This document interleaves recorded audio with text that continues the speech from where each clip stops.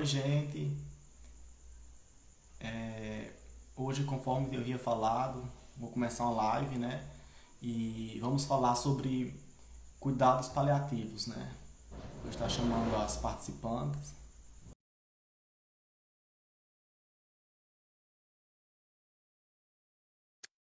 E a convidada de hoje é a doutora Andréia e a Ana, que é psicóloga, né? Olá, Ô, Glenn, como vai? Tudo bem? Olá, boa noite, tudo bom? tudo bom? Antes de mais nada, obrigada pelo convite tão carinhoso aí para a gente poder falar de algo tão importante para a gente, que é sobre cuidados paliativos. Então, de já a gente agradece. Obrigado. Hoje nós vamos falar sobre o tema, né, cuidados paliativos, e nós gostaríamos que vocês começassem com a apresentação de vocês, né? Tá, então Iniciar. vamos lá. Eu sou Andreia, sou médica, minha formação é em medicina familiar e comunitária, neurologia e posterior, como última especialização, a mais recente, cuidados paliativos, né? Eu e a Ana Cristina somos as fundadoras do Grupo Paliar, no Instagram, que tem justamente esse objetivo, né? Que a gente possa apresentar, tirar dúvidas, né? E falar sobre esse cuidado que é tão importante.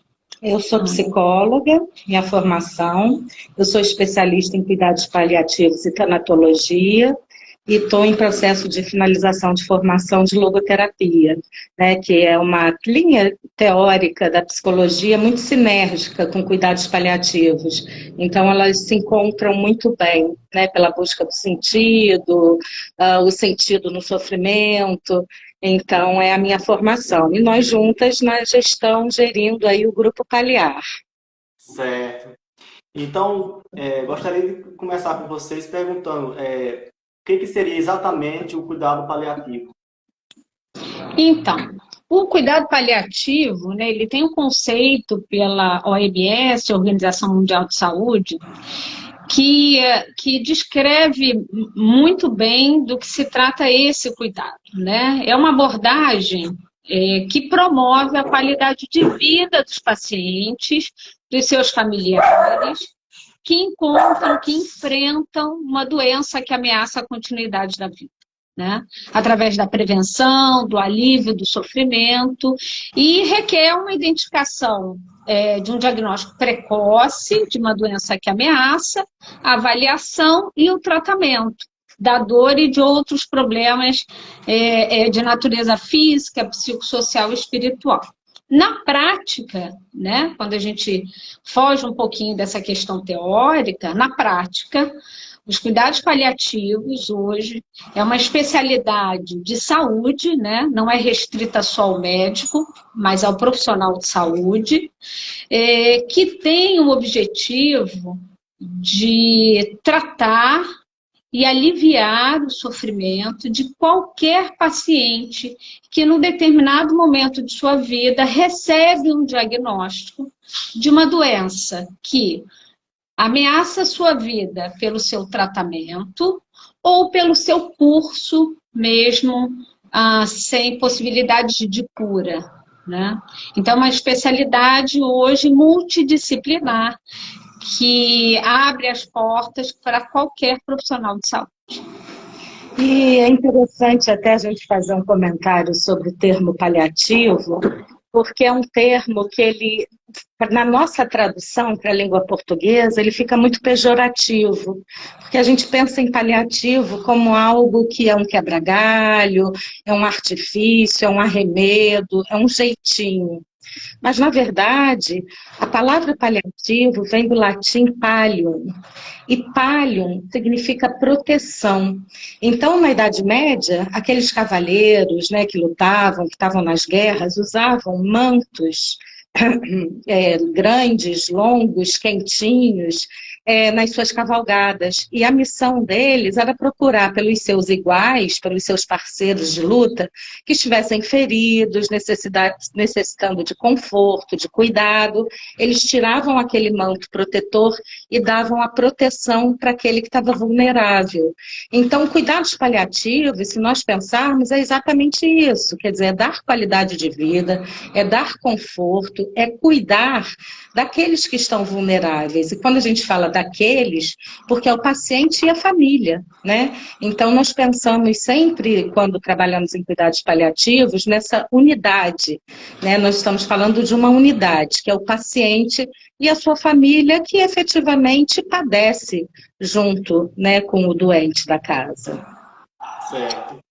E eu aqui na condição de mediador, é muito importante também, né, que o paciente também ele consiga compreender, tanto o paciente como o público em geral, as pessoas, né, para que consiga compreender, muitas das vezes, você já deu o conceito sobre cuidados paliativos, né, eu gostaria que vocês falassem também, a gente mesmo no processo histórico mesmo, quando que os cuidados paliativos eles começaram de fato a se consolidar aqui no Brasil?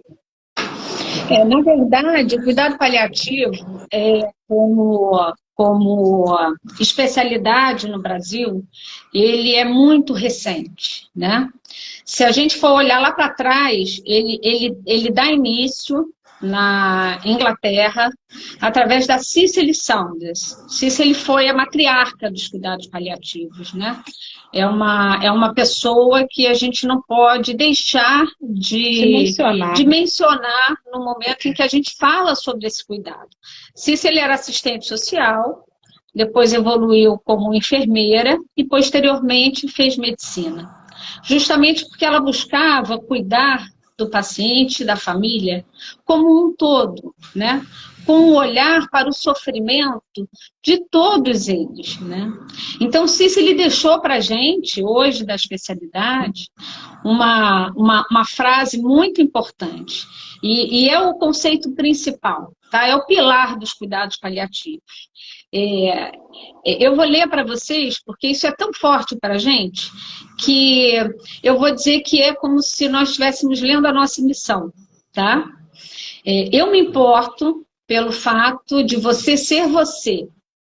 Me importo até o último dia da sua vida.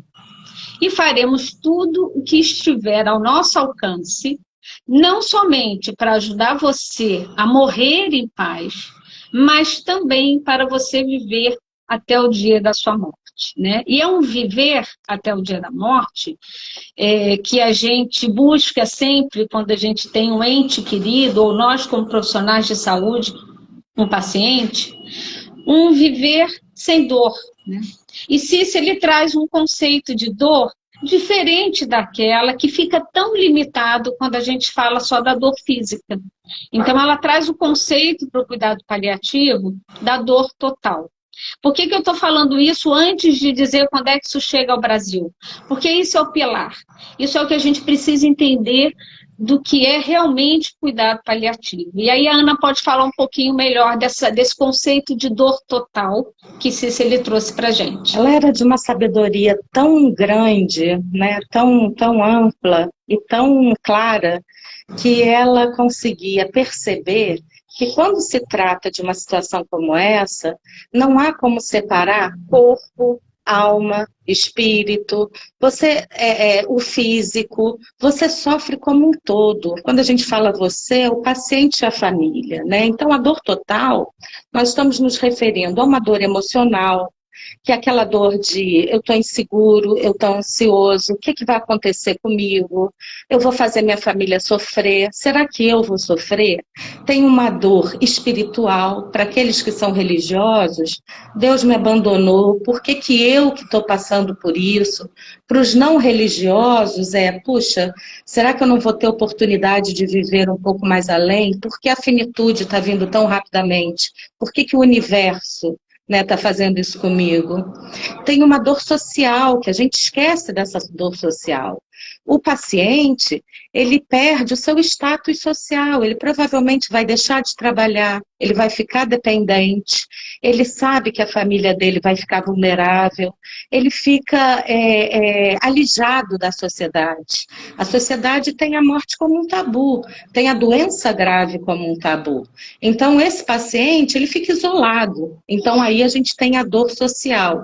E a dor física, que essa é inegável, né, e é a mais drástica, porque muitas das doenças, né, tratadas com cuidados paliativos, elas têm uma dor física real, concreta, né, que traz aquele medo de quanto eu vou sofrer até eu morrer, como será o meu percurso? E eu vou morrer, não vou morrer?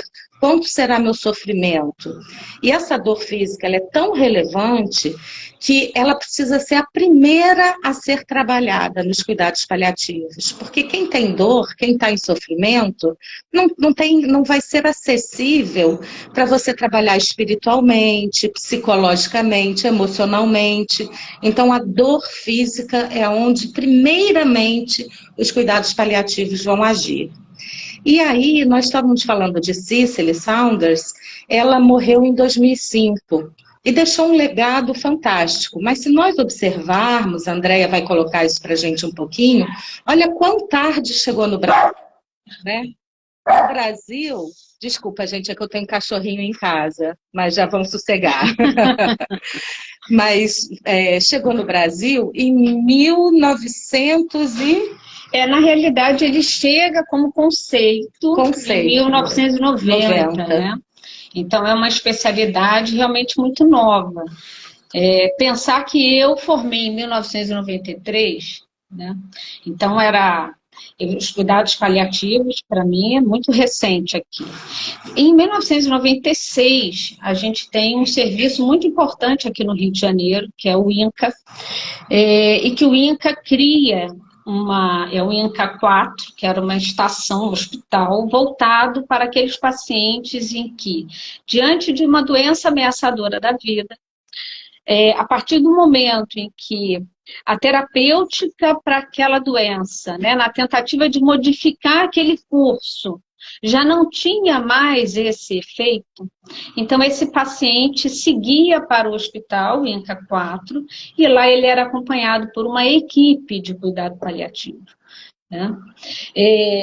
Mas como especialidade médica, ele só é reconhecido em 2011. Como área de atuação médica, como resolução do Conselho Federal de Medicina. Então, é algo muito novo, né? E o que me trouxe justamente para fazer a especialização em cuidados paliativos foi porque toda a minha vida assistencial, eu tive esse olhar que alguém até fala, em algum momento aí escreveu, integral do paciente, né? O paciente como cena, o paciente como protagonista, né? Da sua condução, da sua doença, do seu tratamento, baseado na técnica que deve ser explicada pelo médico e por sua equipe. Só que faltava o quê? A técnica. Porque o cuidado paliativo, como a Ana falou, ele não é uma gambiarra. Ele exige conhecimento, ele exige muita técnica para que a gente possa, com responsabilidade, mantendo a autonomia do paciente, mantendo ele como protagonista da sua vida, da sua condução de tratamento, poder aliviar o sofrimento. Tá? Então, ele chega no Brasil como especialidade bem recente. Certo. A gente percebeu, né, que vocês trouxeram essa questão do processo histórico, né, dizendo que o conselho só veio chegar no Brasil a partir de 1990, né, e só veio consolidado pelo Conselho de Medicina em 2011. E daí uma pergunta que fica no ar, né, será que antes disso as pessoas não sofriam? Na verdade, sofriam, mas não tinham esse olhar para o outro de forma tão humanizada, né? Então, olhar para o outro de forma humanizada é justamente isso, é perceber a importância do outro na sua singularidade, né? E gostaria que vocês falassem também, já que a gente está dentro, a gente sabe que cuidados paliativos é uma gama de informação, uma gama de conhecimento, onde você pode mergulhar nisso e ter uma quantidade imensa de informações e de conceitos que podem ser aplicados na prática, na vida do paciente, que muda de fato, né? E tem vários conceitos e eu gostaria que vocês falassem um conceito aqui para nós, para o público de forma geral, a diferença entre eutanásia e ortanásia, né? Que a gente sabe que é um conceito dentro do cuidado paliativo. Olha, até muito bacana você nos convidar a falar sobre isso, porque como especialidade recente aqui no Brasil, nova, ela ainda tem, ela ainda é vista com restrições, é um tabu. Né? Cuidados paliativos, as pessoas associam à finitude, à doença grave, e muitas, infelizmente, fazem uma leitura distorcida pensando em eutanásia. O que é a eutanásia? Eutanásia é aquela pessoa que num momento de sofrimento extremo e que não se tem mais nada para fazer por ela, em termos de cura e tratamento, ela pode optar, né, por terminar a sua vida. No Brasil, isso é proibido. No Brasil não existe eutanásia. Então nem se fala em eutanásia, porque é algo que a gente não pode nem cogitar. É algo que não faz parte da nossa realidade. Qual é o conceito de cuidados paliativos, na verdade? É a ortotanásia. O que significa isso? É a morte no tempo certo. É a morte com a sua naturalidade. Então você não usa de artifícios fúteis, invasivos, você não estica a corda até ela arrebentar. Você dá qualidade de vida, dá conforto, para que possa ter um curso natural esse processo até a morte, né? E nós criticamos, e hoje a gente tem até uma tranquilidade de falar melhor sobre a distanásia, porque antigamente os médicos tinham muito medo de trabalhar com a ortotanásia e evitar serem muito invasivos, com medo de serem acusados de estarem abreviando a morte do paciente. Só que, na verdade, hoje um médico pode ser processado por promover a distanásia. O que é a distanásia? São aquelas ações heróicas que os médicos usam como subterfúgio para prolongar um pouco mais a vida.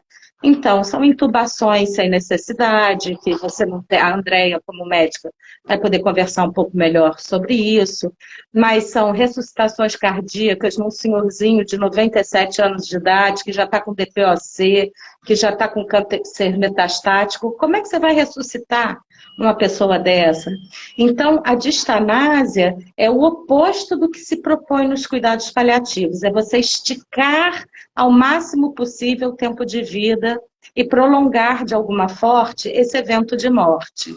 E no Brasil nós temos algo mais triste do que isso, que é a mistanásia. A Andrea, trabalhando muitos anos em hospital, vai poder explicar melhor sobre isso. A mistanásia, na verdade, ela tem como conceito a morte miserável, né? Então, ela não tem a ver com a distanásia, você não está prolongando a morte de ninguém, você não tem nada a ver com a ortotanásia, que é você permitir aquele processo de morte no momento natural e da forma como ele precisa vir mesmo, e nem a eutanásia. A mistanásia é a falta do atendimento, né? É o que a gente hoje, infelizmente, identifica em muitos hospitais públicos, né? Em que aquele paciente não tem o recurso para tratar da sua doença. Seja ela uma doença que a terapêutica é capaz de modificar o curso dela no trajeto do tratamento ou não. Então, esse paciente ele não tem assistência. Essa é a mistanásia. E falando um pouquinho mais da distanásia, e quando a gente fala para médico, isso é muito importante, porque o médico tem a responsabilidade hoje, e o conselho, ele responsabiliza o médico que conduz um paciente à distanásia.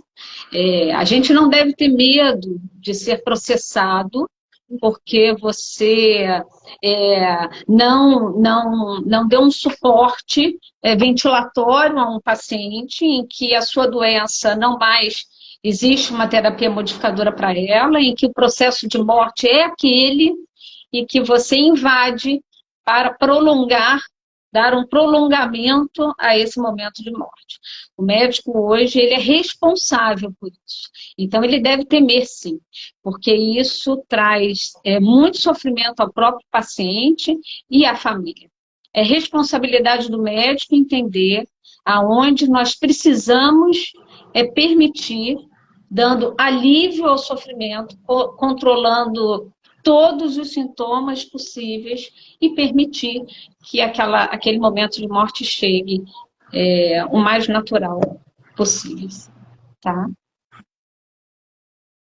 Certo, é muito importante, né, a gente perceber essas diferenças que há de conceito, né, como vocês trouxeram de forma bastante contundente, né, a diferenciação entre ortotanásia e eutanásia, né, e isso nos permite perceber o quanto que o paciente, até mesmo em situações difíceis, como situações em que ameaça a sua vida, ele tem um poder, muitas das vezes, de conseguir escolher e estar ali alguém que possa cuidar dele, né? Porque muitas das vezes o paciente nessas situações, ele perde até muitas das vezes a questão de poder ser dono do seu próprio corpo, de tomar decisões, né? E o cuidado paliativo faz essa escuta justamente para que possa ouvir esse paciente, possa ouvir essa família também que está em situações difíceis, né? Como tanto uma visão médica como uma visão psicológica daquele paciente, né? Junto integram e consegue chegar a um determinado objetivo.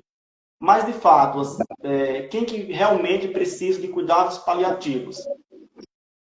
Então, todo paciente que tem um diagnóstico, né, de uma doença que ameaça a vida, seja pelo seu tratamento curativo ou não, né, ele tem indicação dos cuidados paliativos.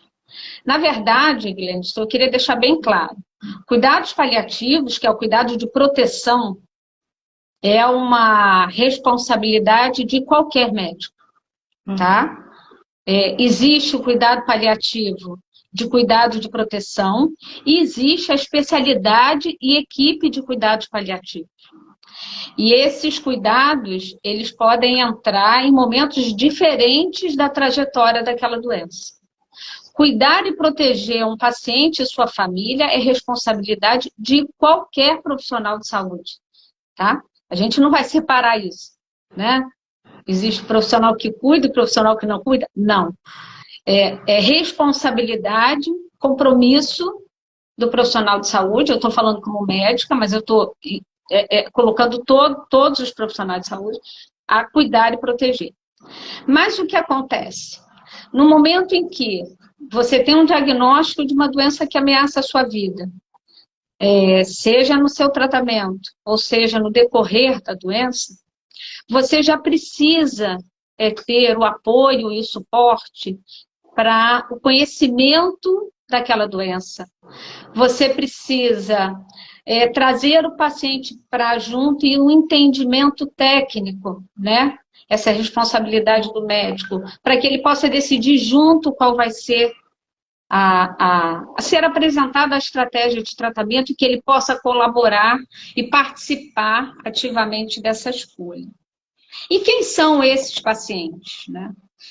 Então, existem, hoje, quando a gente fala de doença que ameaça a vida, eu tenho certeza que a maior parte das pessoas pensa no câncer, né? O câncer é aquela doença que a gente mais teme, porque é aquela doença que a gente imagina, não tenho cura, pronto, vou morrer. Mas, na verdade, não é só o câncer que, como doença, ele dá a possibilidade da equipe de cuidado paliativo entrar. Os pacientes que têm doenças com declínio funcional progressivo, vamos dar um exemplo aqui, os pacientes com insuficiência renal, em processo de hemodiálise, são pacientes que têm uma doença que ameaça a sua vida. Durante todo aquele processo, né, de hemodiálise, que permite a ele ter uma vida próximo do normal, mas existe também os riscos, né, das infecções, existe o risco da morte durante mesmo o tratamento. Então, esses pacientes também podem e devem ser acompanhados por equipes de cuidados paliativos. Vou dar um outro exemplo de uma doença de perda de funcionalidade, né? Os pacientes com diabetes, né?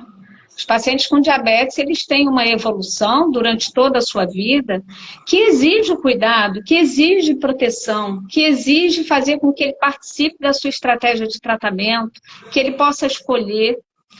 E posso falar das doenças também muito conhecidas, e hoje dentro dos quadros demenciais que a gente tem na neurologia, o Alzheimer, né?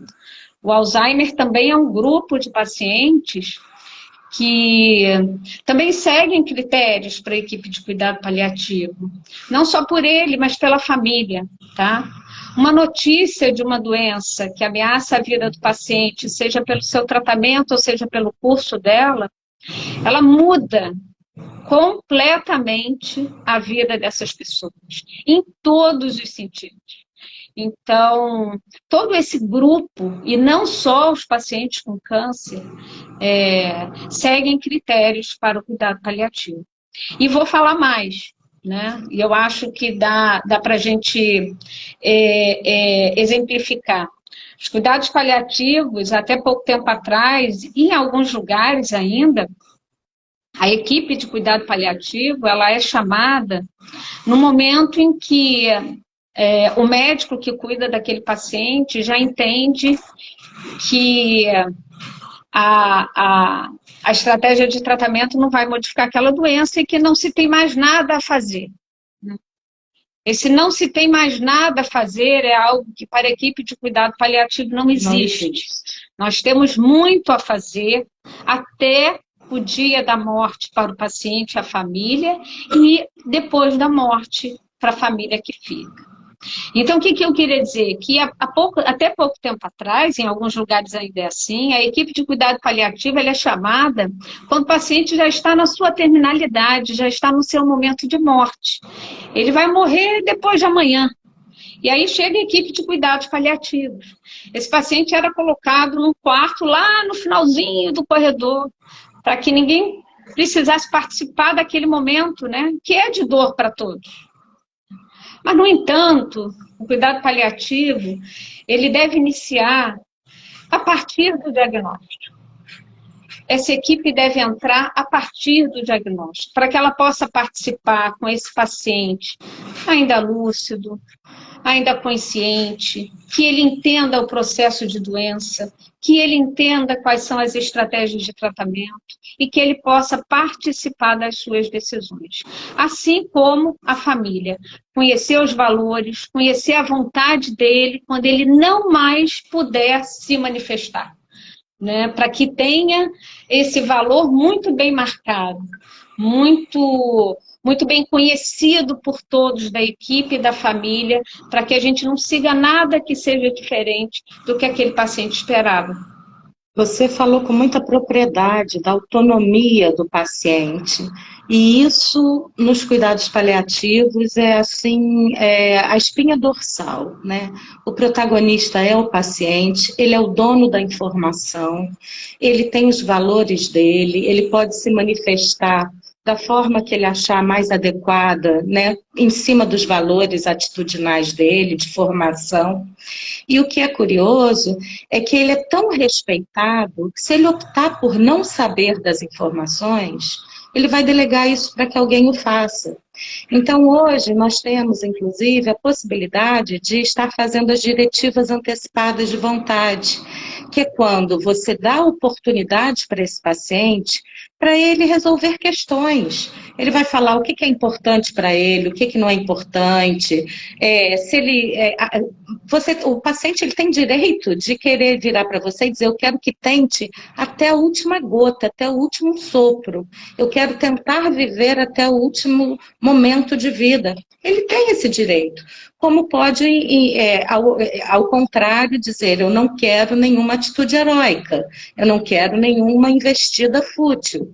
Então, eu não gostaria de que fossem feitas, tomadas medidas drásticas para prolongamento de vida. Ele pode escolher, eu quero ser cremado, eu quero ser enterrado, eu gostaria de ter a oportunidade de estar com os meus amigos perto de mim, eu prefiro morrer em casa, eu prefiro morrer no hospital. Isso tudo é autonomia do paciente. Se ele já não tem mais, se chega num estágio em que ele não teve oportunidade de fazer sua diretiva e decisões terão que ser tomadas, pode ser delegado a algum familiar que conheça esses valores, que consiga compreender, na época desse paciente lúcido, né, capaz, ainda com voz ativa, o que ele gostaria que fosse feito com ele, né? E aí sim, a família toma as rédeas desses cuidados junto com a equipe de cuidados paliativos. Então é o que você diz, o protagonista, quem está à frente, quem precisa de toda a nossa energia é o paciente. Ele que é o centro das nossas atenções junto à unidade familiar, é óbvio, que está acompanhando cada passo com ele. Ô, Gleniston, se me dá licença, tem até algumas perguntas interessantes e eu fico agoniada porque elas vão subindo e eu não vejo mais. Mas teve alguém que perguntou, né, como abordar a família, ou eu entendo o próprio paciente, quanto aos cuidados paliativos, né? E isso é algo que é desafiador para qualquer um.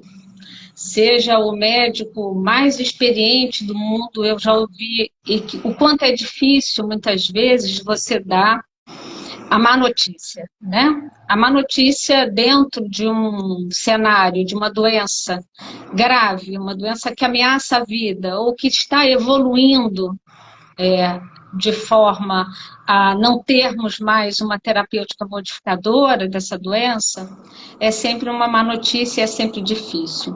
A má notícia, ela é sempre passada pelo médico, né? O médico tem essa responsabilidade. Claro que ele não precisa estar sozinho, ele pode estar acompanhado, sim, da psicóloga ou alguém da equipe que tenha um vínculo muito bom com o paciente, mas de qualquer forma, como a gente pode abordar o paciente, a família, para que busque a equipe de cuidado paliativo?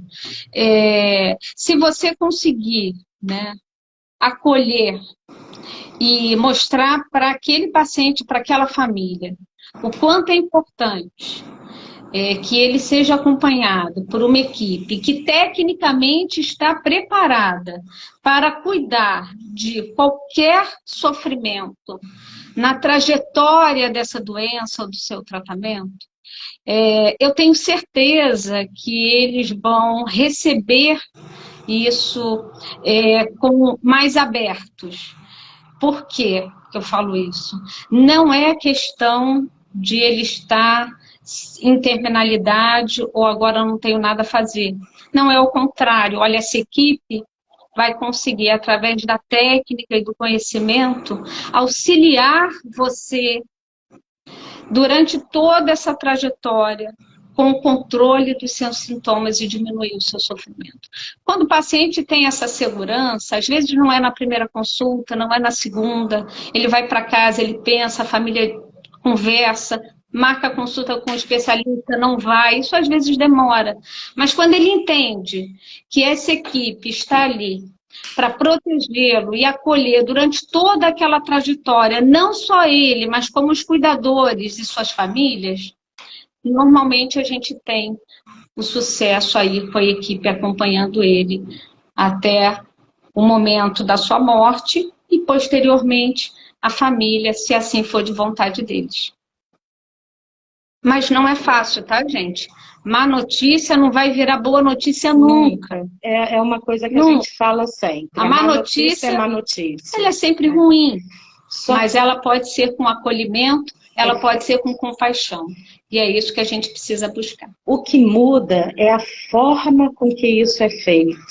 Então, existem até técnicas, né, que a gente usa normalmente para favorecer essa relação com o paciente e os seus familiares no momento de uma má notícia.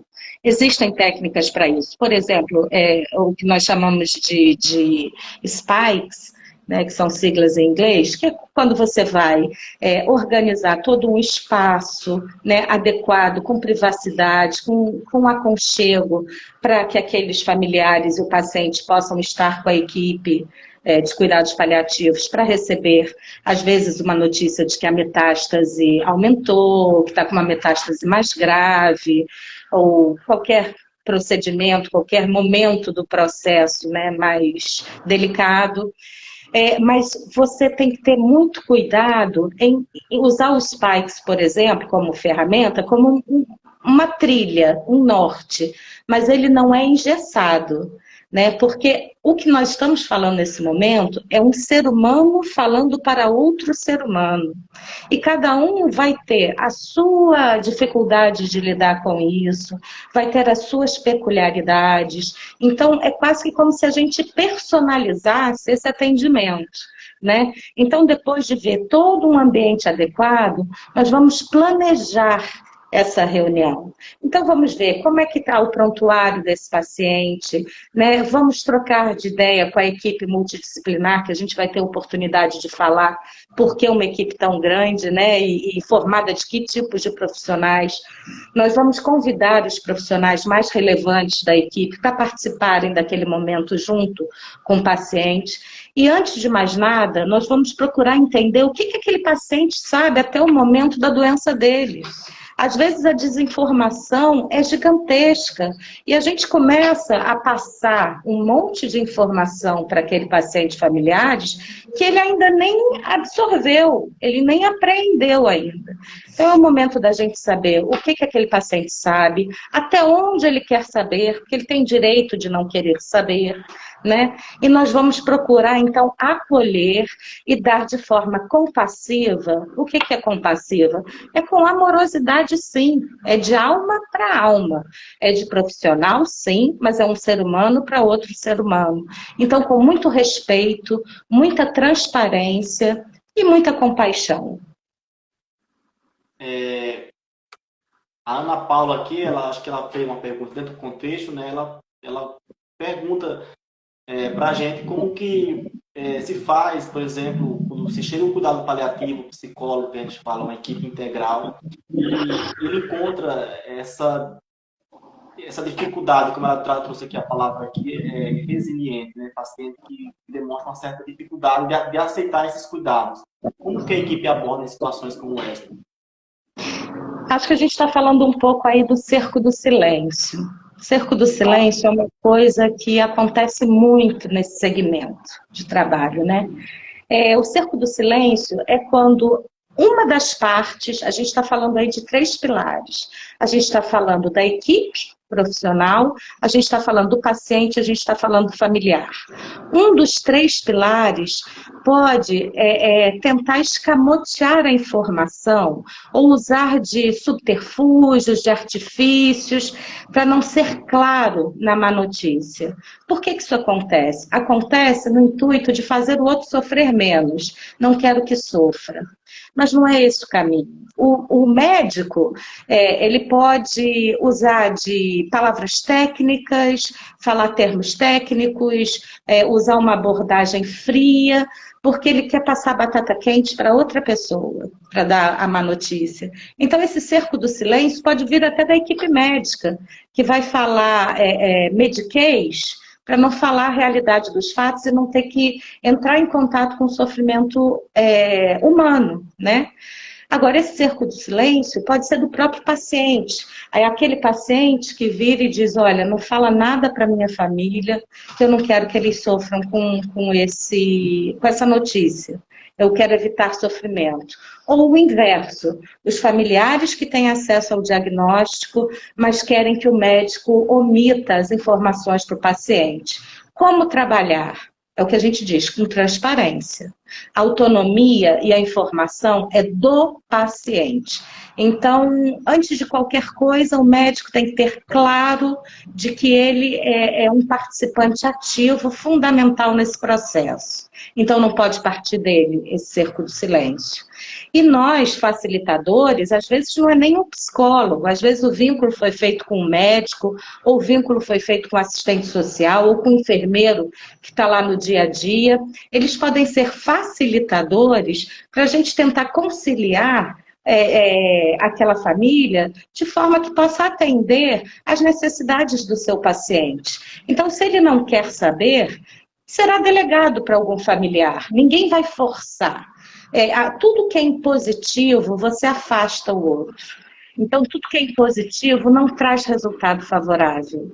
Então, nesse caso, quando a família quer que esconda o diagnóstico do paciente, nós vamos intervir, sem sombra de dúvida, e a recíproca é verdadeira. Quando o paciente quer poupar, a gente mostra para ele que ele precisa de uma rede de apoio. Isso que a Ana Cristina está falando é importante, mas me faz sempre lembrar, né, na experiência, né, de pacientes que a gente tem, que normalmente o cerco do silêncio, ele aparece, ele surge diante dos medos, né? É o medo do desconhecido. É o medo de que, quando vem do paciente, eu agora vou morrer, e vou morrer como? Né? Como que a minha esposa vai me ver sofrendo? Ou como eu vou ficar fisicamente? Né? Vou emagrecer? O tratamento vai me fazer perder o cabelo? Então, ele prefere não falar no assunto.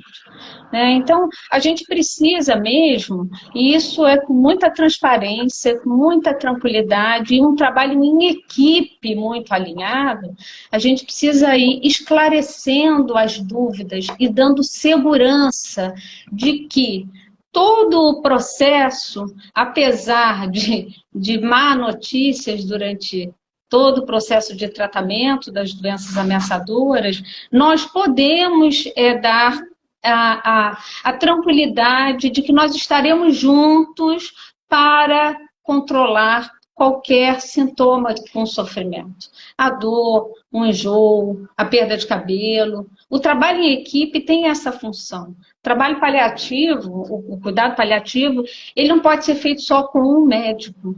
Se o médico trabalhar sozinho, ele não tem sucesso. Né? O sucesso vem da equipe inteira, na mesma página, com o mesmo olhar, colocando o paciente como protagonista do seu tratamento, da sua vida.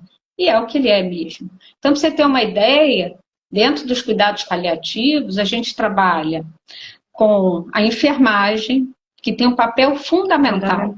Né? Principalmente, não só quando o paciente está internado, porque a enfermagem fica com ele praticamente durante seu plantão de 12 horas, e daqui a 24, essa mesma enfermeira está retornando para o hospital no seu plantão. Então, faz um vínculo muito grande. Mas a enfermagem, ela é responsável por uma série de situações durante aquela rotina do dia do hospital que vai nos ajudar, eu, médica, a tomada de decisão de alívio, por exemplo, da dor. Então, ela é responsável em fazer a escala de dor daquele paciente, em acompanhar a escala de enjoo, né? Para que a gente possa, no dia seguinte, avaliar como médico e interceder com a medicação mais apropriada. A gente tem o dentista, né?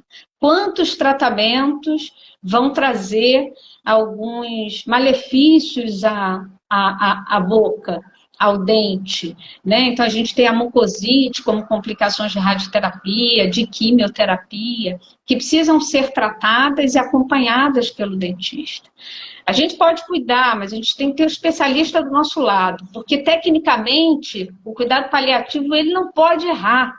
Ele tem que ser muito assertivo. Nós estamos tratando do sofrimento do outro. E com a técnica a gente vai conseguir controlar. Né? Então, você vê nutrição. Tem pacientes que, por algum tratamento ou alguma doença, eles são impossibilitados de comer, né, pela boca. E como você trabalhar isso? Às vezes ele quer ter aquela sensação daquele gostinho daquele hambúrguer, né? E a nutricionista muitas vezes trabalha desta forma, para trazer a ele aquele prazer, né?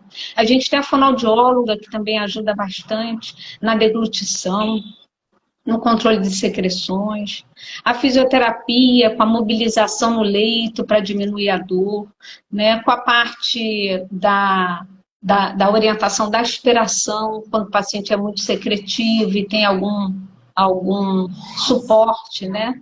Ventilatório. A gente tem o capelão, que vai tratar dessa questão da espiritualidade, né? Poder trazer essa fé de volta, que ajuda tanto nessa trajetória. Né?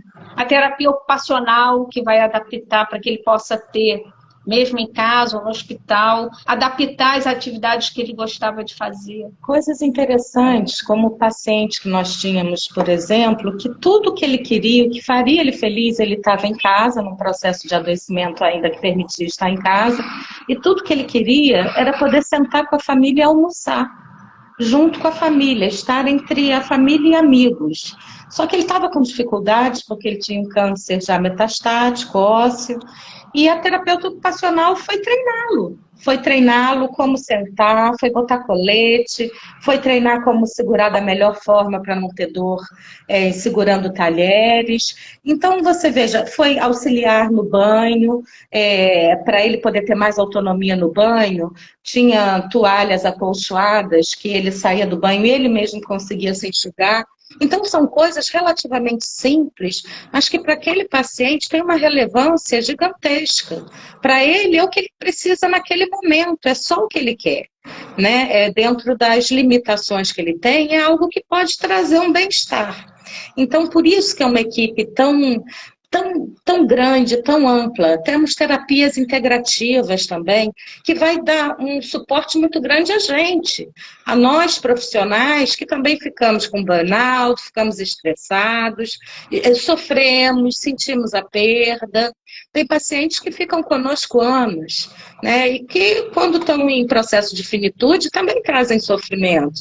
Então, as terapias integrativas, com meditação, com musicoterapia, também nos auxiliam.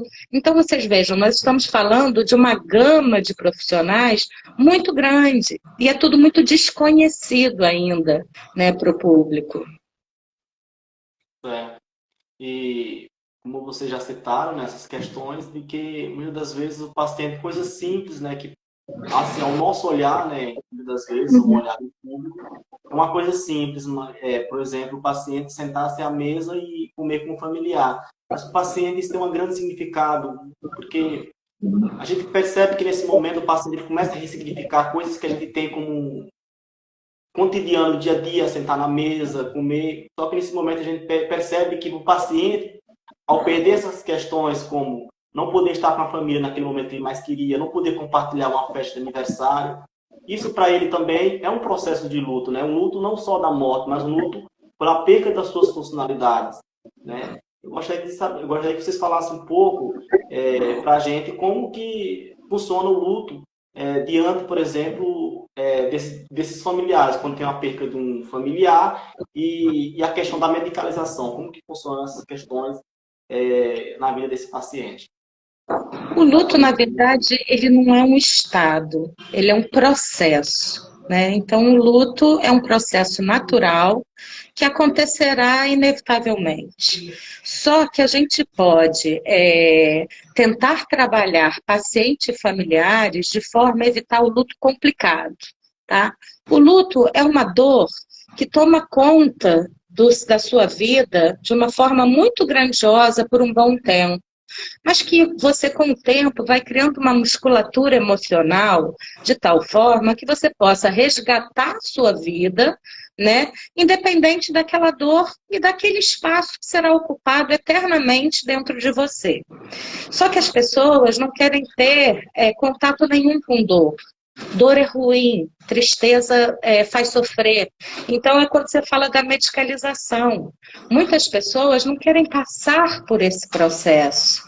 Então, querem voltar rapidamente a caminhar para a sua vida como ela era, voltar ao trabalho, voltar ao relacionamento social. Só que ela não está preparada para isso. Como todo processo, ele é passo a passo, né? Então, cabe à equipe de cuidados paliativos acompanhar essa família e esse paciente o quanto antes, para que a gente possa minimizar, né, esses entraves, né, esses sofrimentos que podem vir a ser complicados. Então, a gente tenta minimizar para... Agora, se um luto ficar complicado, o que a gente chama de um luto complicado? Um luto que já se vão um ano e meio, essa pessoa ainda pensa no seu familiar como se estivesse vivo, não consegue resgatar a sua vida social, não consegue voltar para trabalho. Esse luto complicado ele tem que ser trabalhado, né? Então, seja com terapia, seja às vezes até com medicamento. Então, às vezes a pessoa precisa recorrer a um psiquiatra, a uma terapia mais profunda. Existem especialistas em luto. Isso não é descartado, mas de um modo geral, trabalha-se de forma a viver a naturalidade dessa perda, né? Que ela é simbólica e ela é concreta. Agora, uma coisa é importante, né? E a gente não pode deixar de falar, é que todo esse processo, né, que o paciente passa e a família, diante de uma doença grave, uma doença que pode o levar à morte, né, que ameaça, é que se não houver um alívio de sintoma, né, das dores daquele paciente, pouco provável que se consiga resgatar as relações, né? Que ele consiga ressignificar as coisas na vida dele. Então, por isso que é tão importante a equipe de cuidado paliativo, porque através da técnica você consegue minimizar esses sintomas que são tão desagradáveis e que impedem o paciente de estar aberto até a esse exercício, né? E essa busca, né, da ressignificação. Então, mesmo o luto, em que a gente pode trabalhar o luto antecipatório, né, e o luto até posterior com a família, mas mesmo o luto, nesse processo todo de doença, ele já existe. Se a gente não conseguir dar qualidade de vida para esse paciente, é muito difícil que ele passe por isso com a possibilidade de ter todo esse emocional trabalhado, né? Porque sentir dor é algo muito, muito intolerante, muito sofrido. Os efeitos colaterais do tratamento também são muito sofridos. Então é importante que a gente tente realmente tratar desses sintomas para que ele possa, junto à sua família, junto a muitas vezes o psicólogo que precisa intervir, poder estar mais equilibrado emocionalmente nesse processo. E André estava falando de dor, aí até me ocorreu, logo no início a gente estava dizendo que a dor, que a equipe de cuidados paliativos sempre tem algo a fazer pelo paciente. As pessoas que estão nos ouvindo podem ter perguntado, como assim? Se não tem cura, como assim? A dor é uma delas, né? Existem uma série de subterfúgios, de medicamentos, de combinações que a gente pode fazer, e eu falo a gente porque a equipe ela é muito interativa, é uma equipe multidisciplinar, muitas vezes até interdisciplinar. Então, a psicóloga não é médica, mas ela sabe fazer uma rotação de opioide. A enfermeira não é médica, mas ela pode chegar para a doutora e dizer, doutora, eu percebi que esse paciente ele não tem mais consciência, mas ele está tendo muita contratura muscular, ele está com dor. Então é algo que todos ficam atentos, sabe? Então é interessante a gente poder dizer que tem sempre algo a fazer, porque a nossa ideia é essa mesmo. Faz uma rotação de opioide, faz uma mudança de medicação, introduz um profissional novo na área, uma fisioterapia. Então o intuito é esse. Não desistiremos daquele paciente e familiares em tempo algum. Me fez até lembrar da Ana Michele Soares, que a gente chama carinhosamente de Ana Mi, que é uma doente oncológica metastática que virou escritora. Ela conseguiu achar sentido no sofrimento, escrevendo sobre a doença dela para que outros possam partilhar, né, com ela do que ela vive vive. E ela, no livro dela, Enquanto Eu Respirar, ela fala que é preciso mostrar para muita gente que o tratamento com cuidados paliativos não é sobre morrer, é sobre como viver até que o momento da morte chegue. Então, para a gente, isso que é o relevante, é estar junto até que aquele momento chegue, não é matar aquele paciente antes do tempo, sabe? Então, é dar chance de que ele viva... permitir que ele viva com qualidade até o último momento. Vocês trouxeram essa fala aqui, né, falando sobre a questão de dar sentido a essa vida, né? A gente percebe que dar sentido à vida, ela é algo bastante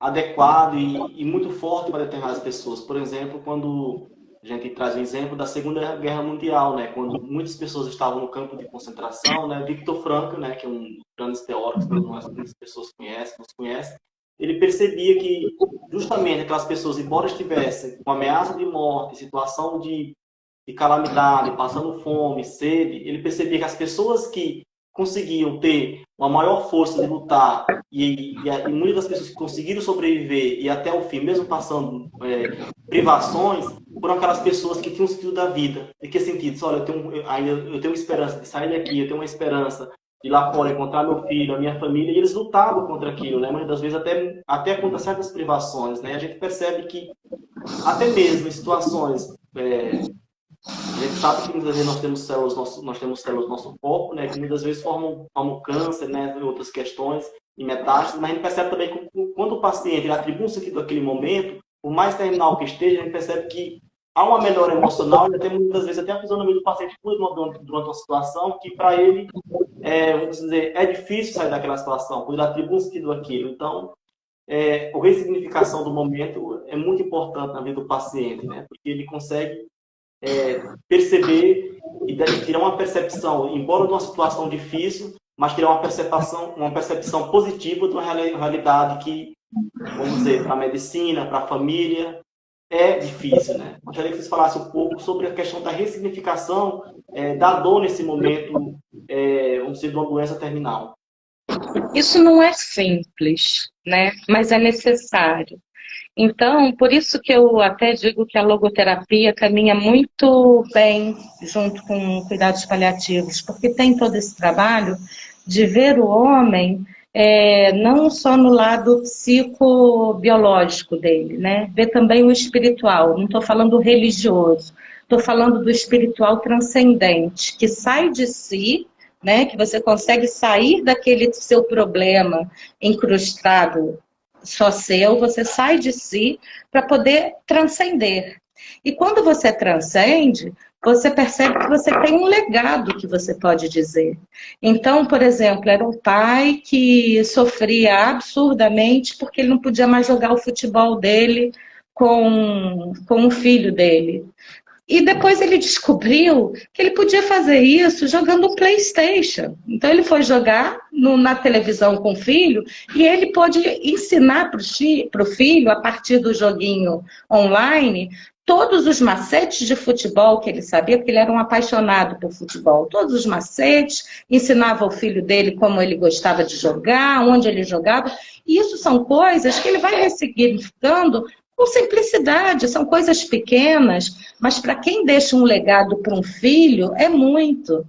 É uma mãe que pode deixar como legado todo um conhecimento que ela teve ao longo da vida de uma relação a dois com o companheiro dela, com o marido, e ela passa isso para a filha dela. Então é como você ressignifica a dor, né, pensando muito no legado. Nem todo mundo vai conseguir, ao final da vida, num momento tão emblemático como esse, tão complexo, conseguir ter resiliência, né, e ressignificar. Mas é o trabalho que a gente se propõe. A gente tenta caminhar junto. Por isso que a gente fala muito em compaixão e não em empatia. Porque empatia é você sofrer a dor do outro. E às vezes você não consegue ajudar muito se você sofre a dor do outro. A gente fala de compaixão, que é você entender a dor do outro e tentar ajudar e caminhar junto. Porque que nem um carro. Se eu queimo a gasolina toda na ida e esqueço que eu vou ter que voltar, eu fico impotente, né? Eu não tenho muito o que fazer com esse paciente depois. E na compaixão, é aquele pé ferido, cansado, machucado, que não consegue mais caminhar, e que você diz, olha, eu não posso calçar os sapatos por você, mas eu posso tentar sarar o seu pé, eu posso tentar te dar mais conforto, alargar o seu sapato e posso te dar o braço para caminharmos juntos. Então é um pouco o que a gente tenta fazer para ajudar nesse momento realmente de ressignificar a vida, né? De finitude, de estar perto da terminalidade. É interessante essa questão do legado, né? A minha experiência com pacientes com cuidados paliativos, isso é sempre muito importante, né, para o paciente. Identificar qual foi o seu legado, né? Qual é o legado que eu estou deixando. Eu me lembro de um paciente meu tio, e que no dia da cirurgia, ele estava indo para uma cirurgia de um tumor, e eu fui encontrar com ele na sala de pré-anestesia, né? E aí botei a mão no ombro dele e falei assim, poxa, tio, não era o que a gente queria, né? E não era mesmo. Mas ele estava internado há uns 10 dias para fazer o diagnóstico, e ele disse assim, Dainha, essa internação foi muito importante para mim. Eu posso lhe dizer que passei aqui dias muito felizes da minha vida. E que apesar de tudo isso que eu estou passando, nesses dias que eu estive dentro desse hospital, eu percebi, eu conheci e descobri o meu legado. Porque eu recebi ligações de tantas pessoas que me passaram a importância que eu tive na vida delas, que quando eu identifico o meu legado, eu fico alegre. Então, não posso dizer que foram dias difíceis, mas não foram dias sofridos, né? Então, essa coisa do legado é um negócio muito potente, muito importante. Mas, para isso, eu insisto, o paciente deve estar com a sua dor controlada, com os seus enjoos controlados, ele deve estar conseguindo se alimentar, porque senão ele não consegue ter essa visão, né? Essa qualidade para ele poder enxergar e ressignificar a vida, né? Exato. É muito interessante, né? Quando a gente... porque muitas vezes o paciente é integral, né? A gente não pode olhar, muitas vezes olhar o paciente apenas com uma visão, né? Ou biológico, apenas físico, ou vamos dizer, mental. A gente sabe que o paciente... Tanto é que entrar um conceito, uma palavra muito usada, né? Que nós somos biopsicossocial, né? Nós temos o nosso biológico, nós temos o nosso psíquico e nós temos o social também, né? E isso...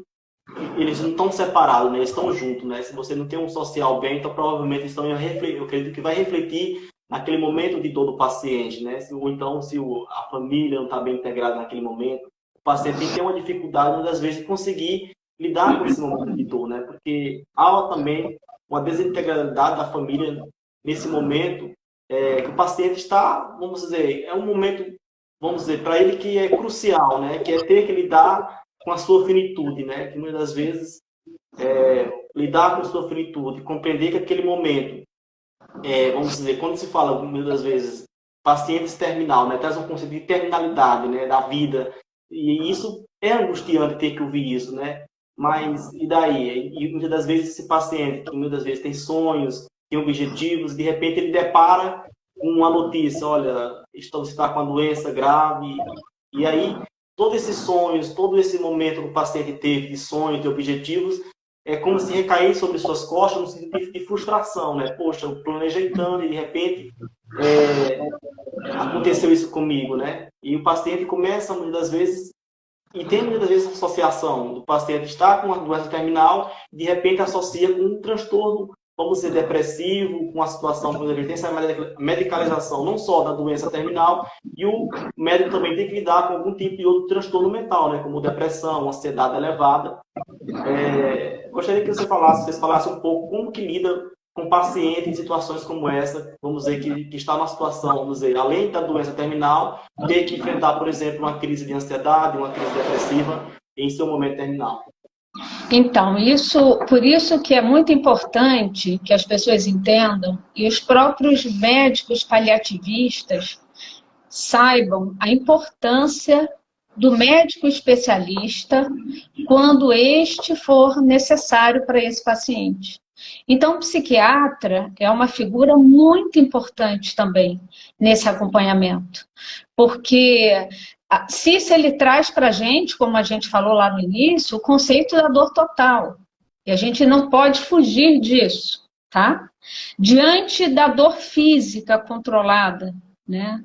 Da dor espiritual sendo trabalhada, das outras dores que seguem, uma crise de ansiedade, um quadro depressivo, ele precisa ser tratado pelo especialista. O especialista tem que estar conosco, né? A gente não pode achar que conhece tudo. Então, é importantíssimo que o paliativista entenda a importância de outra especialidade médica ajudando nesse processo. E você deve identificar. E muitas vezes não é o médico da rotina que vai identificar. Às vezes quem vai identificar um quadro de ansiedade máxima é a enfermagem, que está lá todo dia, ou que está em contato, ou a própria esposa, ou um cuidador principal, e que vai passar para o médico, olha, ele está estranho, ele está assim, ele está com essa reação. E o médico, então, tem que estar aberto a captar essas informações, discutir em equipe e ver qual é o momento que o especialista deve entrar. O psiquiatra tem, sim, um espaço muito importante junto a esse paciente, tá? Como equipe, tá? Não pode, de forma alguma, trabalhar sozinho também, porque nós já temos como equipe um plano estratégico de tratamento. Nós já conhecemos as diretivas antecipadas desse paciente. Então, esse especialista que entra, ele precisa também entender que ele está entrando para trabalhar em equipe. Porque até em uma live anteriormente, a gente tratou sobre o tema da questão do suicídio, né? E nesse tema a gente fala um pouco sobre muita coisa. Como vai se iniciar esse momento do paciente, né? Porque muitas vezes o paciente, ao receber uma notícia, vamos dizer, você está com alguma doença grave que está terminando, doença terminal, né? Em alguns casos, o paciente não sabe lidar com a dor, né? E às vezes acaba cometendo suicídio, ou por alguma questão, naquele momento, ou se entrega totalmente a alguma doença pulmonar, de repente, por ser fumado, aumenta a quantidade de fumos mais ainda, por não aceitar aquele momento. Há uma questão também, muitas vezes, uma ideação suicida naquele momento, o paciente, muitas vezes, ou não aceitar, ou no momento, vir a ter algum transtorno mental, né? Como que, de certa forma, lida com essa situação na hora desse momento, de noticiar isso para o paciente, para o família? Elizabeth Kubler-Ross era também uma grande estudiosa da mesma geração de Cicely Saunders, grande estudiosa também de tanatologia e cuidados paliativos. Ela vai falar dos 5 estágios, né, que uma pessoa nessas condições passa.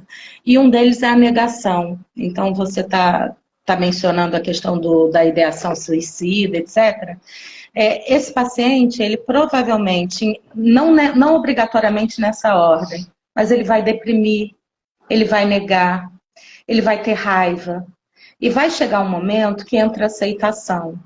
Então, se não entra aceitação, se está num momento vulnerável, então existe o psiquiatra para atuar medicamentosamente.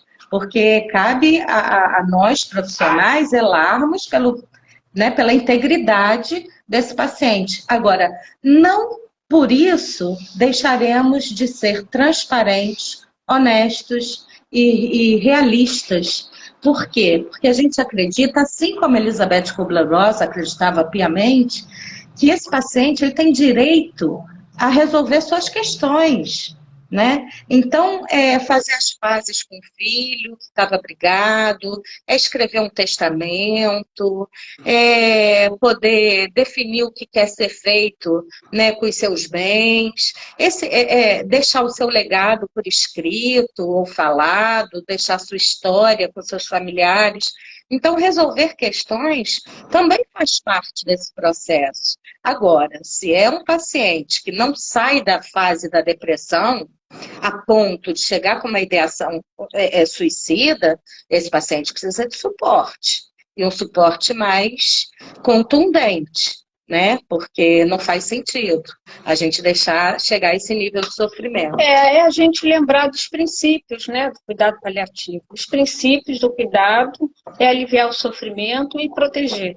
Então, o médico vai estar atento, a equipe como um todo vai estar atento, e a hora que o especialista precisar entrar, ele vai entrar. A Ana está falando dessas fases, né? E eu vi aqui que entrou Fernanda Galvão. Fernanda é médica, somos muito amigas, trabalhamos há muitos anos juntas, né? Nem vou falar quantos anos, que vai declarar que é as idades, mas tem muito tempo, e Fernanda vai lembrar. Nós tivemos um paciente jovem, não tinha 40 anos, casado, tinha um filho pequeno, e ele teve uma aplasia de medula. A medula dele parou de produzir células, foi uma consequência de uma tinta, né? Foi um comprometimento químico mesmo, e esse paciente não teve possibilidade nem de transplante. Então, ele ficou conosco internado muito tempo, e por isso nós conseguimos participar de todas essas etapas, né? Da negação, da raiva. E eu me lembro que, no momento em que nós definimos, junto com ele, a esposa, que ele seria sedado, porque ele tinha muita falta de ar, muito desconforto, e ele não queria suporte ventilatório, e a gente também não seguiria com a distanase, ficou definido que ele seria sedado para que ele tivesse conforto. E naquele momento ele queria a família com ele. Mas ele fez um pedido, acho que Fernanda vai lembrar. Ele fez um pedido, ele queria a visita do pai, que ele não falava com o pai há muitos anos, muitos anos. E nós conseguimos contactar o pai veio ao hospital, e junto com o capelão, eles se perdoaram, né? Ele se perdoou e o pai pediu perdão. E logo em seguida ele olhou para toda a equipe e disse: estou pronto, podem começar a sedação. E foi uma coisa muito emocionante, eu nunca mais esqueci, isso tem muitos anos. Então, para uma equipe, né, para uma família, para uma esposa jovem, um filho e um pai, que pode participar de um momento tão difícil, tão desafiador, que é a morte de um filho.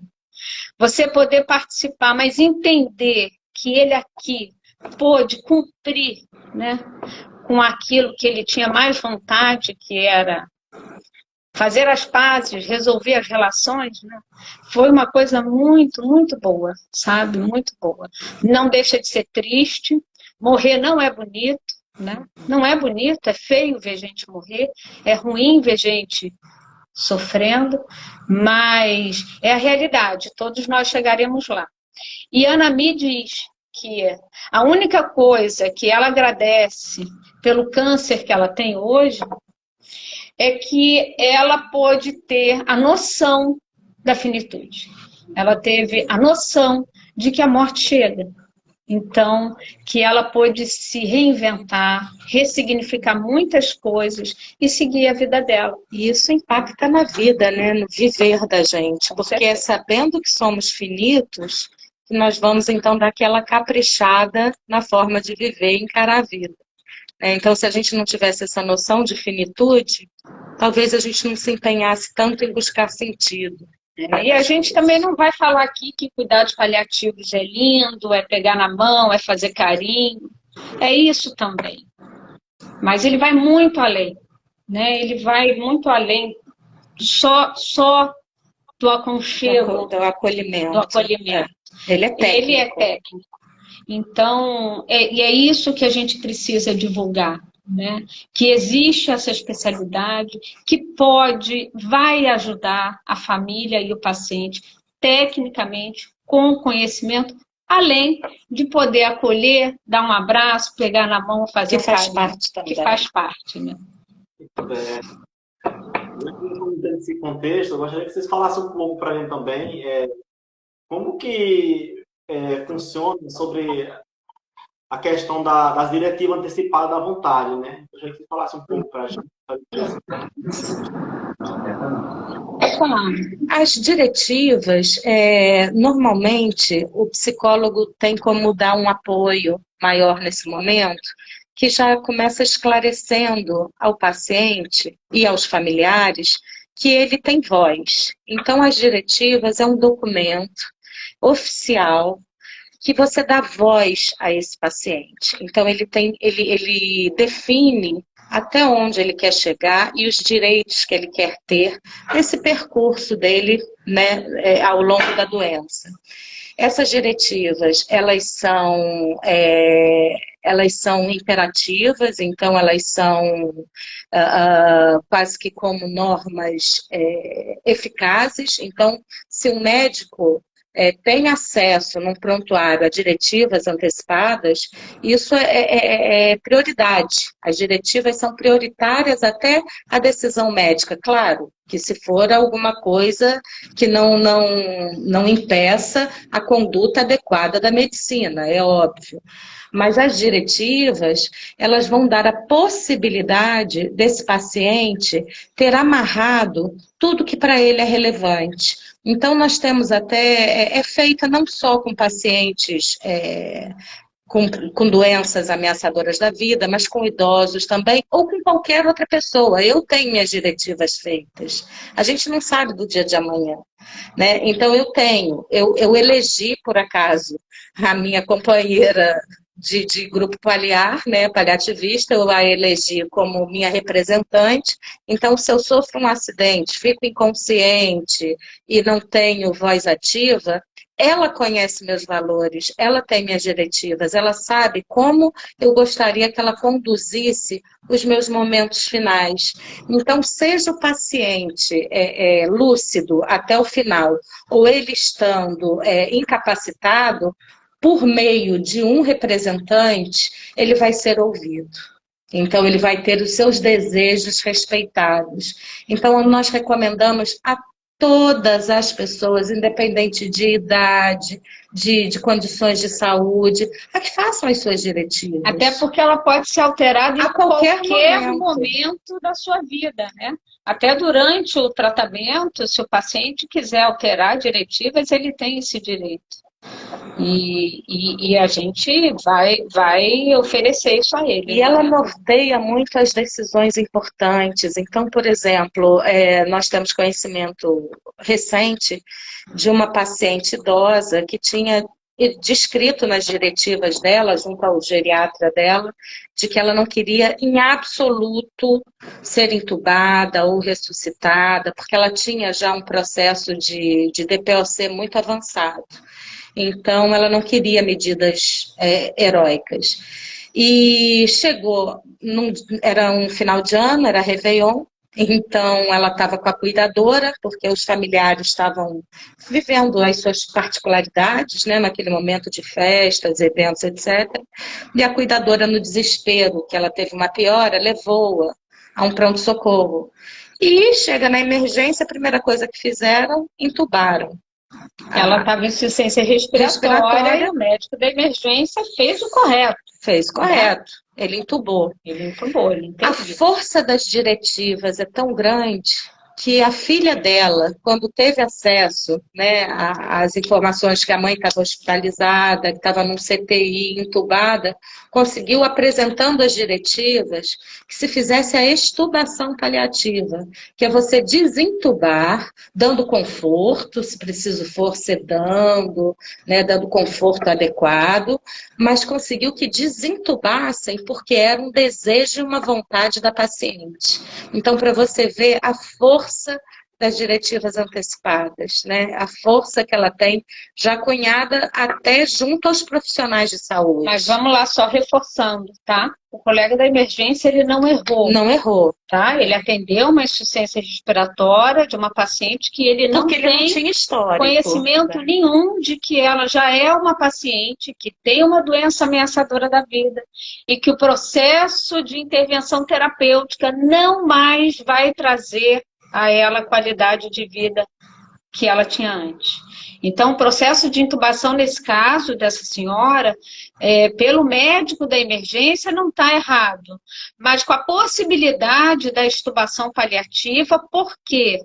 Porque a intubação não é salvar vidas, ela é um suporte ventilatório. Ele não é tratamento daquela doença ameaçadora da vida dela. Ele é só um suporte e que, com certeza, para esta paciente, não trará a qualidade de vida anterior. Então, está indicada a intubação paliativa pelas diretivas antecipadas de vontade dessa paciente. Que foram respeitadas. Que foram respeitadas. Então, qualquer um pode fazer. Agora, olha a importância. Eu vou fazer minha diretiva antecipada com dor numa escala 10. Não posso fazer diretiva antecipada sentindo dor. Porque a minha vontade talvez seja de... Acaba comigo, não quero nada. Eu quero ir embora. Não quero sentir mais esse desconforto. Então, a morte, para mim, é a saída. Não deve ser assim. Então, a diretiva antecipada deve ser feita por um profissional que entenda, que conheça os cuidados paliativos, que entenda o momento de doença daquele paciente, que entenda, que saiba que aquele é um bom dia para ser feito, que ele está num bom dia de controle de sintoma, para que ele também possa ter essa consciência, né, e poder expressar ali as suas vontades. Falando sobre todos esses contextos, né, do cuidado paliativo, agora aqui me surgiu uma dúvida, talvez ela, como médico, pode me falar e falar ao público em geral. A gente percebe muitas vezes uma grande angústia em pacientes, da família de forma geral, né? Pacientes que têm a consciência naquele momento. Né? Principalmente pacientes, por exemplo, que tem, se dizer, um traumatismo craniano, de repente vai, e aí a família fica naquela dúvida, e aí, tem recuperação, não tem? Aí quando chega aquele momento lá, que acontece, tem uma morte encefálica, a família não tem aquela dúvida, sim, mas o coração dele está batendo, e aí, como é que funciona isso? Nesse momento, o cuidado paliativo também entra nessas situações como essa, para esclarecer essa família que, em situações como essa? Entra sim. Entra porque os cuidados paliativos com a equipe e principalmente a psicóloga, o neurocirurgião, nós estamos falando de traumatismo craniano, né? O neurocirurgião que conhece tecnicamente o que foi feito naquela cirurgia ou o que de malefício causou aquele trauma se o paciente não teve condições cirúrgicas, né? Nós vamos trabalhar em equipe primeiro, nós vamos aplicar as escalas adequadas, nós vamos prognosticar aquele paciente e, uma vez identificado morte cerebral, nós faremos uma reunião em equipe e traremos, então, a família. É muito importante que a gente conheça a técnica, a família precisa ter segurança, não é do que está acontecendo. Isso não é de um dia para o outro. Muitas vezes a gente trabalha a morte cerebral, o diagnóstico, e passar isso para um bom entendimento da família, às vezes 2, 3, 4 dias. Né? E a gente não pode ter nenhuma tomada de decisão muito drástica sem antes essa família ter esse conhecimento e esse entendimento. Eles precisam ser esclarecidos. E isso é feito em equipe. Não é um médico só. Muitas vezes do vínculo e a partir do vínculo. Nós precisamos fazer esse vínculo. Né? Você imagina se é um dia, o paciente já entra, no dia seguinte é diagnosticado morte cerebral, a família nem conhece o médico que operou, a família não conhece aquele médico que está de plantão, e será ele a dar essa notícia? Nós precisamos escolher na equipe quem vai dar uma notícia. Qual é o médico? É aquele que recebeu ele no CTI e que conversou com a família? É o médico da rotina do CTI, porque esteve com a família 2 vezes? né? É um médico assistente que era do paciente, é de confiança da família e que a gente vai buscar por ele e vai trazê-lo junto. Todo esse cuidado é necessário. Senão, realmente, a vida dessa pessoa que recebe essa notícia, ela muda de forma drástica, né? Nós precisamos ter muito cuidado, principalmente esses doentes agudos e que tem morte encefálica em 24, 48 horas e que a gente não tem vínculo nenhum com ninguém. Nós precisamos definir muito bem quem vai dar má notícia. Qual o médico que vai dar má notícia. E nós já quase finalizando, né? Depois vai deixar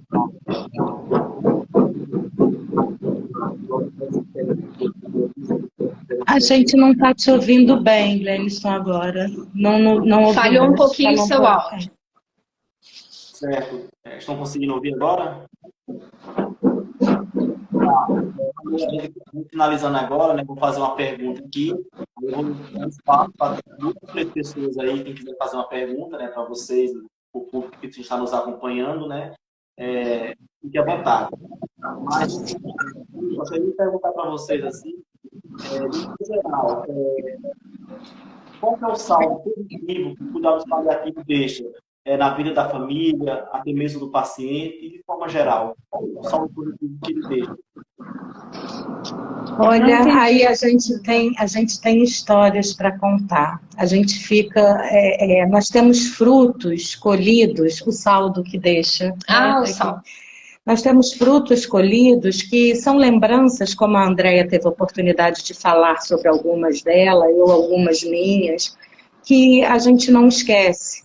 Então, por exemplo, acompanhamos uma neta cuja avó sofria de demência, já bastante acentuada, tinha pavor de perder essa avó, porque era avó paterna e ela tinha perdido o filho, o pai dela muito novinha, e ela, na casa, todos pegaram Covid, inclusive essa avó, que ela tinha pavor de perder. E essa avó foi internada num estado bastante grave na época do Covid. E nós já vínhamos acompanhando essa família há muito tempo. E foi muito bonito ela nos contando de como foi a despedida dela com a avó. Ela mandou uma carta para a gente e depois telefonou, dizendo que ela pôde. Eu dancei para minha avó, eu cantei para minha avó, eu mexi na orelhinha dela, eu senti o cheiro do cabelinho dela, e isso não tem preço. E ainda disse para minha avó, vó, quando chegar lá em cima, dá um abraço e um beijo bem apertado no meu pai. Isso é fruto que a gente colhe. Então o saldo é positivo porque a gente viu que deu conforto. Ela está passando por um momento de luto, sem dúvida que está passando por um momento de luto, né? É a saudade, a dor da saudade. Mas é um luto que está bem resolvido, é um luto que está dentro do esperado. Isso é um dos exemplos, por exemplo, de saldo que a gente tem. Temos os irmãos. Você quer falar dos irmãos? Sim, sim. Esses irmãos tinham um pai internado por um AVC, um terceiro AVC, né, um derrame, e o pai já tinha um quadro demencial bastante avançado, né?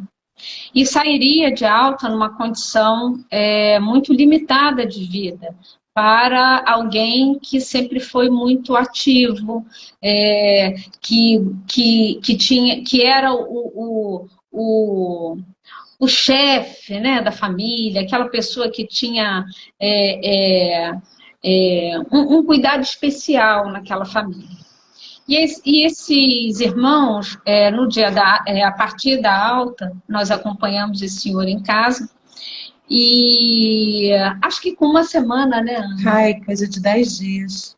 Morreu 10 dias, a esposa, a mãe deles, faleceu, teve uma morte súbita em casa, e faleceu antes do pai. E eles enlutados por conta da mãe, e uma alta de um paciente que era totalmente ativo e retorna acamado, né, com uma gastrostomia, alimentando por sonda, totalmente dependente, esses filhos sofreram bastante. Bom, nós continuamos acompanhando esse pai. O pai foi internado numa situação de emergência, fez uma broncoaspiração em casa, fez uma insuficiência respiratória. Ele tinha home care, o home care acionou a ambulância levou para o hospital. Chegando no hospital, esse paciente foi entubado, não teve saída para ele. E uma vez no CTI, um senhor de 90 anos, sequela de AVE muito extenso, uma demência que não haveria recuperação, uma alimentação por sonda de gastrostomia, onde o maior prazer desse senhor era comer pela boca, era apreciar uma boa comida. Ele evoluiu com infecção e insuficiência renal e a proposta do CTI era dialisar. Bom, nesse momento a família ligou e eu fui até o hospital, identifiquei, fiz todo o exame clínico, olhei o laboratório e o que eu identifiquei? Que todo aquele procedimento invasivo e de tratamento não modificaria em nada a evolução daquele senhor. Ele viria, retornaria, se sobrevivesse às infecções e às complicações das intervenções, ele retornaria com muito mais perda funcional do que ele já tinha internado. Então, ele não tinha nenhuma necessidade daqueles procedimentos, porque não traria qualidade de vida para ele no retorno. E aí estávamos no meio da pandemia e conversamos com esses filhos e fizemos as diretivas antecipadas de vontade desse pai, através dos valores de vida conhecidos pelos filhos. Então, com toda orientação, fizemos as diretivas, levamos ao colega do CTI, apresentamos as diretivas, e esse senhor, então, não foi submetido a nenhum procedimento invasivo, né? A família optou em não fazer extubação paliativa, então ele manteve-se entubado, porém sem nenhum outro procedimento invasivo. Não fizeram hemodiálise, não fizeram mais antibiótico, e esse senhor faleceu 48 horas depois. E aí o filho, né, escreve para a gente: muito obrigado de coração. Mesmo em um ano tão difícil para nós, ainda assim existiu espaço para demonstração de empatia, solidariedade, que tanto nos confortaram. Parou aí. Não preciso mais nada. Já fiquei feliz com o conforto que pudemos dar a essa família. Vocês foram protagonistas nesses momentos. Somos muito gratos pelo envolvimento e apoio que tanto nos trouxe conforto no momento mais difícil. Então, isso é para a gente um retorno muito bom, né? De que você conseguiu aliviar o sofrimento, seguir com os valores de vida daquele senhor que não mais tinha ação sobre a sua vida, mas que seus valores eram muito conhecidos pelos filhos.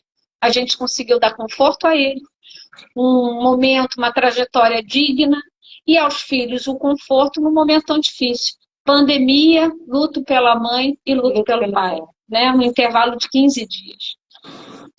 E tem também retorno, às vezes, do próprio paciente, né? Nós tivemos um paciente que, depois de muito sofrimento, um dia ele falou para a Andréia: se morrer for essa paz que eu estou agora, eu digo, eu estou pronto para morrer, já posso ir.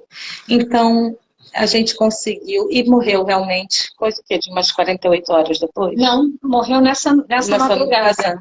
Com controle de sintomas, né? Você controla a dor, você controla a falta de ar, você diminui o mal-estar, e aí você consegue ouvir isso de um paciente. E é um saldo não tenho positivo, dor, né? Não estou tendo visões, tive a melhor noite dos últimos dias, se morrer é isso, eu estou pronto para ir. Então, é algo que realmente traz. Não é fácil, é doloroso. Muitas vezes eu preciso pedir ajuda, né, às equipes. Um dia que eu estou mais frágil, eu fiz um vínculo maior, ou estou sofrendo pelo paciente. Mas é uma satisfação imensa você poder dar conforto, participar junto de um momento tão sofrido, né? E que é um tabu, que tantas pessoas querem estar longe. Então, se é um dom que a gente tem, se foi um chamado que nós atendemos, que bom que a gente está podendo cumprir esse papel. Se a gente está terminar aqui só com uma pergunta, né? Ou então uma reflexão para todos, né? Ainda temos aí 16 pessoas assistindo, vale a reflexão. Pensem, como eu gostaria de morrer? Porque a morte faz parte da vida da gente. E nós temos que pensar nela para que possamos viver o momento de hoje da melhor forma possível. Se não pensarmos nela, a vida passa, a gente não presta atenção e a gente não faz o que a gente tem que fazer. Então, é uma reflexão mesmo. Pensem como gostariam de morrer. Quais são seus valores? Como gostaria de quem cuidar de você? Como cuidar? Né? Para que vocês tenham um momento de despedida, de saída dessa vida, também com tranquilidade. Ele percebe o quanto que vocês conseguem transmitir para a gente, de forma geral, né? Um tema que é tão delicado, um tema que é tão difícil de se falar, vocês conseguem transmitir com uma certa transparência e com um olhar, dizer, mais leve da situação. Antes de finalizar aqui, tem uma pergunta aqui que a gente poderia deixar sem responder, que é da Ana Paula, né? Ela pergunta o seguinte: doutora Andréia, como tudo é feito antecipadamente, o paciente pode fazer a doação de seus órgãos? A pergunta da Ana Paula. Então, Ana, com certeza você pode, sim, deixar nas suas diretivas isso. Na verdade, a doação de órgão, ela pode, inclusive, ser determinada por alguém da sua família responsável, um filho, uma filha, né? Não há uma obrigatoriedade de você deixar por escrito, tá? Isso hoje pode ser uma decisão de alguém da sua família. Mas você pode deixar nas suas diretivas, sim.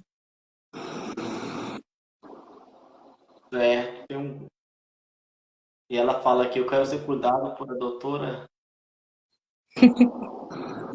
André e Fernanda. Vou cuidar sim, Ana, com carinho, muito carinho.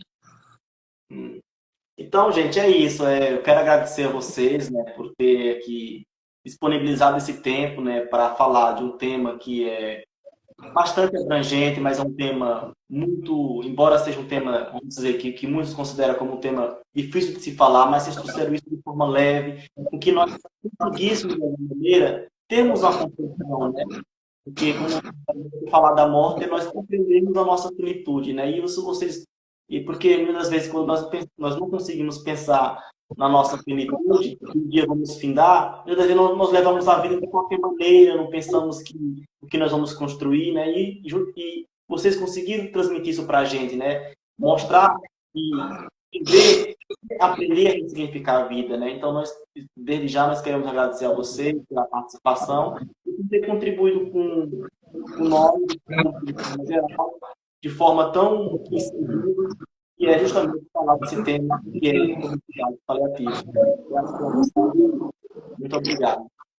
E a gente que agradece também esse convite tão carinhoso, né, que você nos fez e que a oportunidade que nos dá para poder divulgar um trabalho que a gente acredita profundamente e que a gente acha que pode agregar valor para quem teve a oportunidade de nos assistir hoje, né? Pelo menos é o saldo que a gente gostaria de ter. Que tenha plantado pelo menos uma semente em alguém. Já valeu a pena. E a gente fica à disposição, tá? A live vai estar salva, né? E vai ter outras pessoas que vão assistir posteriormente, vai ter essa compressão também. Pode falar. E a gente fica à disposição, porque é um tema muito extenso, né? Então, se houver outra oportunidade, com certeza a gente vai estar junto, tá bom? Muito obrigada a todos aí. Muito obrigado a todos. Tchau.